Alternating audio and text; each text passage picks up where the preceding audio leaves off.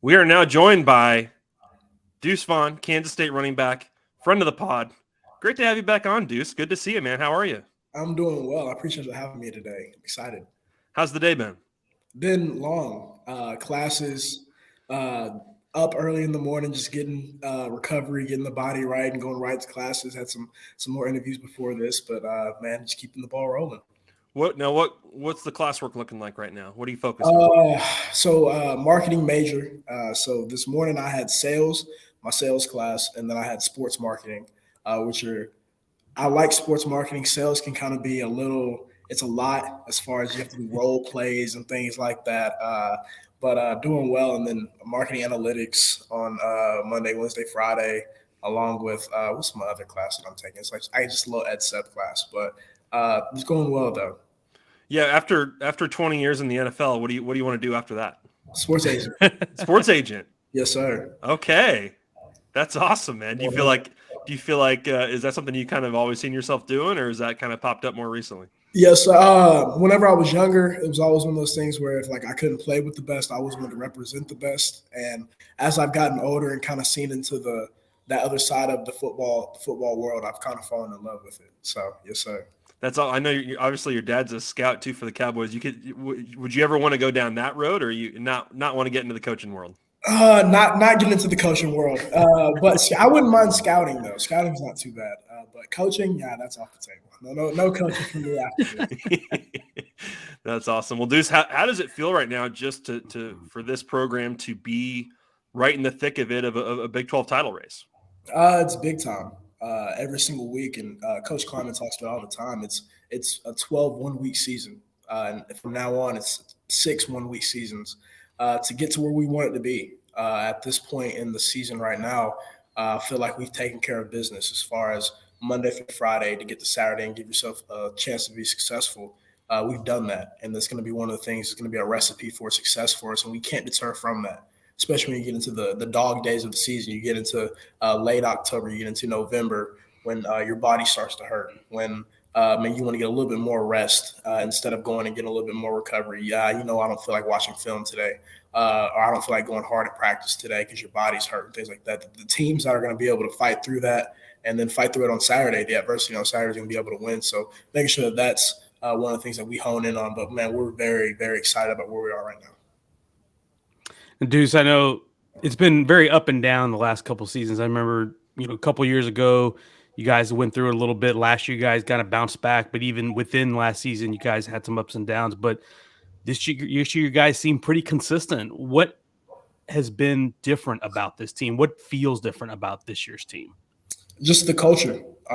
Man, one of the things that whenever I first got to Kansas State, and is one of the reasons that I came into Kansas State, I made the decision to come here, was the culture that Coach Klieman talked about building throughout my time here. And now going into my third year, that culture has kind of come into place. This is a player-led team, and we understand all the things that we need to do to be successful. And that's kind of a difference maker from the past two teams that I've been on.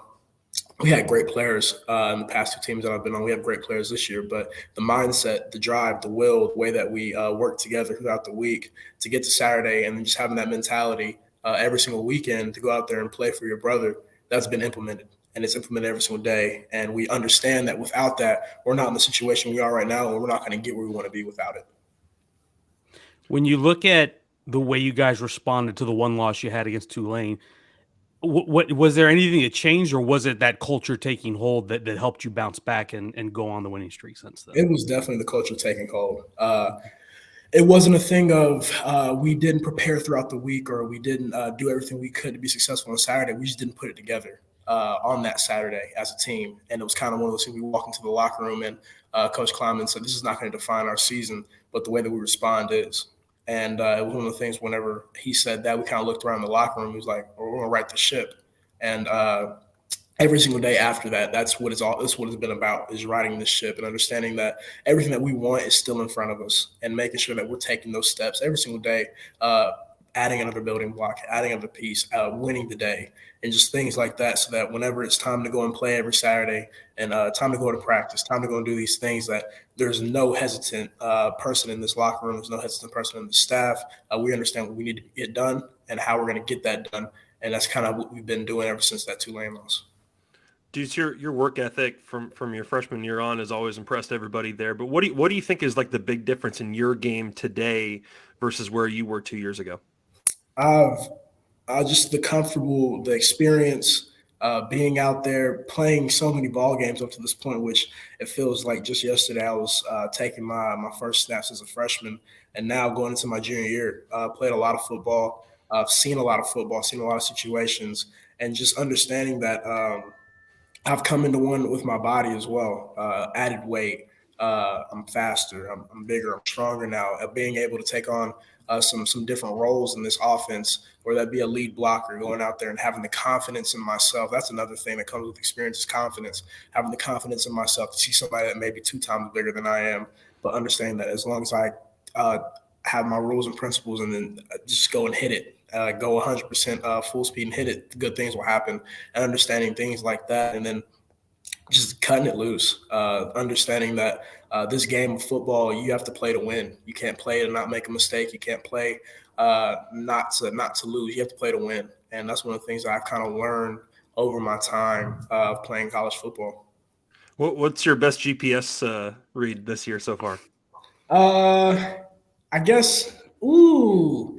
This is a great question, actually. This is a great because there's a couple of them. If I had to give my best, probably I would say South Dakota. Whenever camera on the corner on this was my first touchdown of the year. Camera on the corner, and so the safety. And I've told this story before, but the safety, I'd watched film on him all week. I knew exactly how he would tackle if he were in open field, 15 yards down the field. He's going to open his shoulders up to the sideline, and he's going to try and pretty much seal you to the sideline. And if you make an initial cut to him and he doesn't flip his hips and turn, he's going to stay like that so you can cut back across him.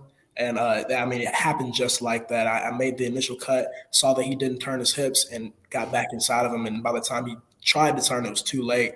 And I have a couple more that I could give out, but that's probably my favorite one. So even these FCS DBs, you got them all figured out. You got all the tape down. You gotta prepare against every single team the exact same That's way. Awesome. Man. Yes, sir. It's awesome. Deuce, there's not a quarterback in the country right now who has more rushing yards than Adrian Martinez, over 600 right now. I know from talking to him over this year how excited he was to play next to you this year. How much has playing next to Adrian helped you? A whole bunch. You see the how dynamic of a football player that he is, the home run hitter that he is. So defenses have to honor that. If you don't, he's gonna rush for 200, 300 yards on you every single time. So to have that type of guy in the backfield with you, it's almost like a pick your poison in a sense for defenses. And anytime that I know he pulls the football, I understand that, hey, there's probably a really good chance this one's going to break. And anytime that he gives it, it's for a reason. Maybe that defense is starting to look at him just a little bit more and open up a couple more gaps in the run game. So having him back there with me is it's a beautiful 1-2 punch. And to have him, and it was one of the things that whenever he first got in, we talked about was being that 1-2 punch, and to put it into fruition and go out here and do it every single week. It's been fun. Now your roommate Felix Anadike-Uzoma made our midseason All-America team today. I'm not going to ask you what makes him so good as a pass rusher. I want to ask you what makes him good as a roommate. What kind of roommate is he?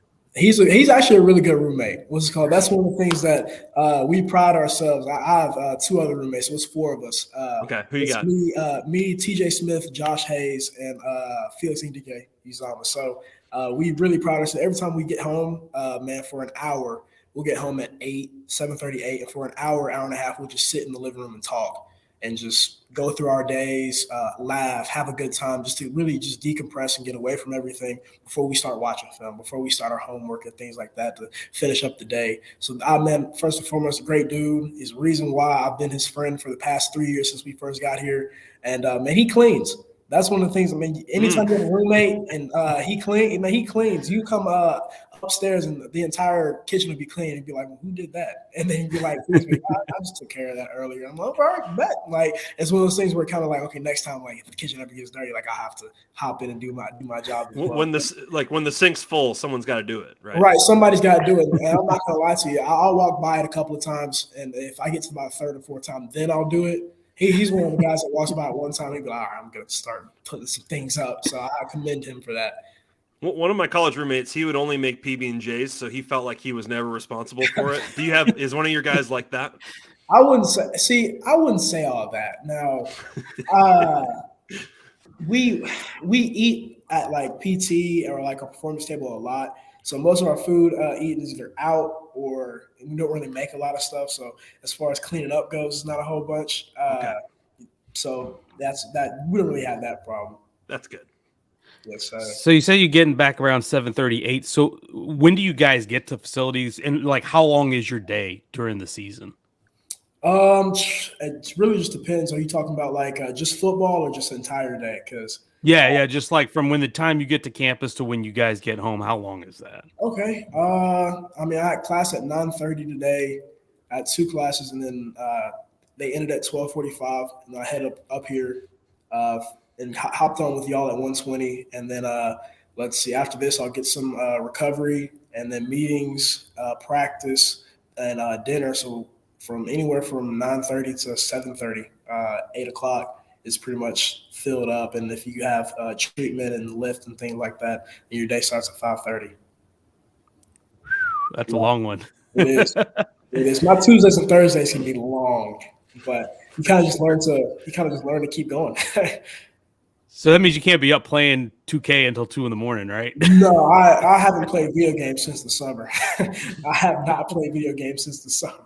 Now, is the Call of Duty game coming? Is that going to be a problem for people? I don't know about. Not for me. Not for you. Personally.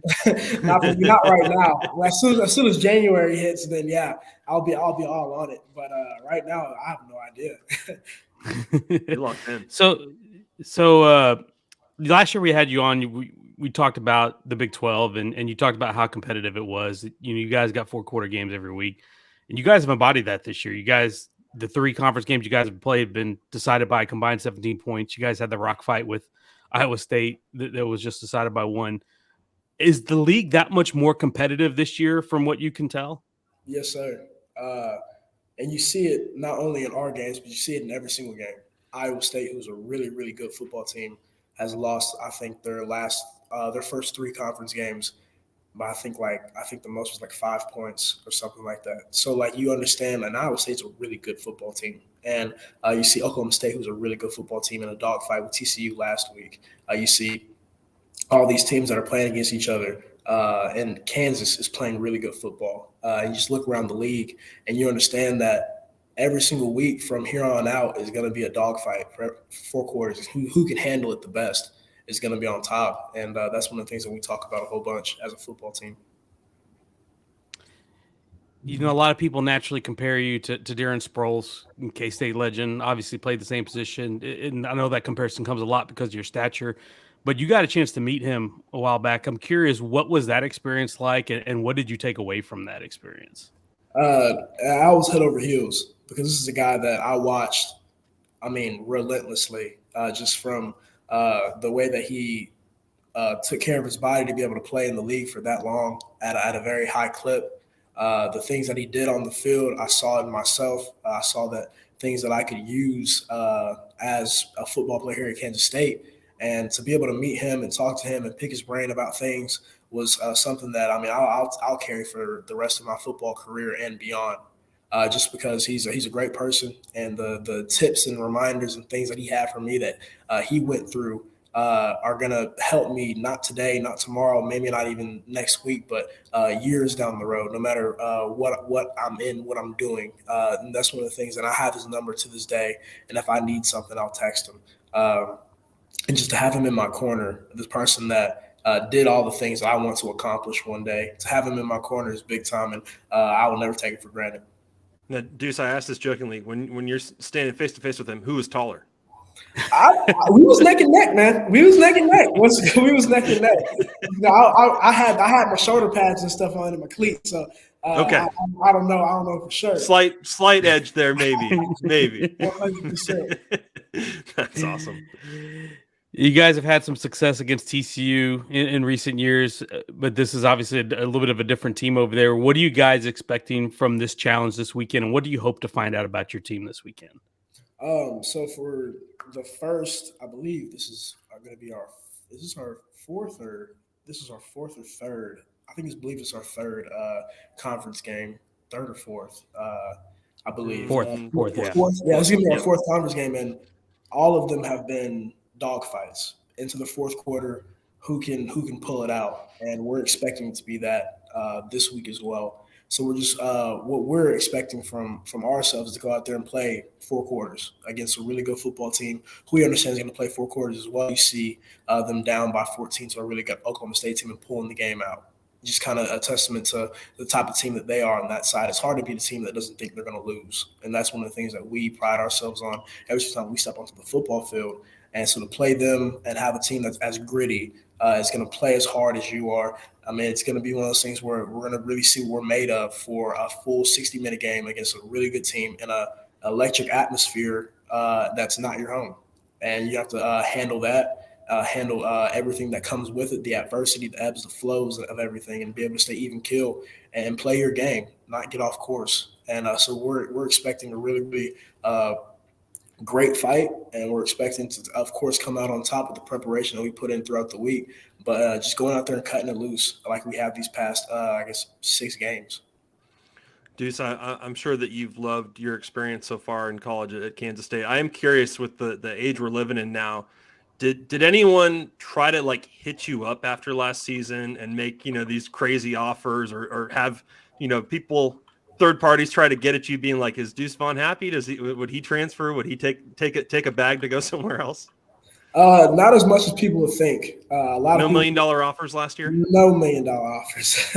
I had no $1 million offers at all. But I mean, of course, there were some people, third party that were asking and things like that, but never really talked or even looked at those. I was locked into Kansas State the entire time. Is that kind of crazy? I mean, I'm sure you've got plenty of teammates or guys from high school and stuff that are kind of experiencing that a little bit of maybe people are wondering, hey, does Deuce want to come back to Texas, or would he be willing to go someplace or something like that? Right. Yeah, absolutely. I mean, just the entire world of everything is crazy right now. But I mean, that's the way it is right now, I guess. And it is actually wild. I mean, every time you open up social media, you see something is happening with the transfer portal and guys getting money, and it's crazy. For sure. Now, what we got through all the football stuff here. I want to ask you, what's the Halloween plan looking like for you guys? We're gonna have a good time. Of course, we gotta pull out a big time victory against Oklahoma State. We're not looking for it, but not looking too far ahead. Not looking too far ahead. But costume wise, have you put some thought into it? I don't even have my costume. We were talking about this last night. I looked down, it was October 17th, and I'm like, I don't even have a costume. Like, we're 2 weeks out and I don't have a costume. Like, so we're gonna have to handle that over the next couple of weeks. But it's gonna be a good time. It's served us well these past 2 years. Is that? But like, do you guys do group? You guys come up with a plan together, or does everyone do their own thing? No, we come up with a plan together. Okay. Absolutely. We'll have a good time together as a team. That's one of the things that I love about this team is we can all get together at any point in time, and Halloween is a great time to do it. So I'm excited for this year. And what's the best Halloween candy in your opinion? That's actually really good. See, I'm not a big sweets person, but I've always been a fan of Kit Kats. So I might just have to go very original, very, very straightforward Kit Kat guy. If I get any Kit Kats, I'm a happy person. You put it in the fridge? You Yes, put it in sir. the fridge, let it get a little cold? Mm-hmm. Yeah, now we're talking. Got to. Ain't nothing better than that. Yes. Two last ones for me. I'm a Texas guy. You're from Round Rock. Are you a Round Rock Donuts guy? Were you ever going to that place when you lived back in Round Rock? Yes, sir. I during the bye week I got to go home for a little bit, so I grabbed some. I got a couple of dozen while I was at the crib. Do you get like the massive ones, or you go with I'm a donut hole guy. I'm a donut hole guy. I'll get a couple of dozen donut holes and be content. That's awesome. And last one for you. Being from Texas, I know you still got a long way to go. There's still half the season left to finish, but how cool would it be to go back to your home state to play in the Big 12 championship at AT&T Stadium? It'd be really cool. Just not even because going back to the home state, going back to Arlington, but it would be just because of these guys in this locker room, understanding their stories, understanding how we've gotten to this point, how we've been viewed up to this point, recruitments, getting to Kansas State, how Kansas State has been viewed over the past couple of years, and just doing it for them. to be able to get out here and do an unreal thing. And that's have 120 guys from all over the United States come together, and people inside the staff room from all over come together and with one common goal and go and achieve that. All the hard work, all the sacrifice, all the sweat, all the blood, everything that you've been through since January, all coming together so that, again, in January you can go, or in December you can go and play for something that you've been working for. That's big time. Well said, man. Deuce Vaughn, thank you so much for joining the pod. Great to see you, and best of luck to you rolling forward here. I appreciate it. I appreciate you having me today too.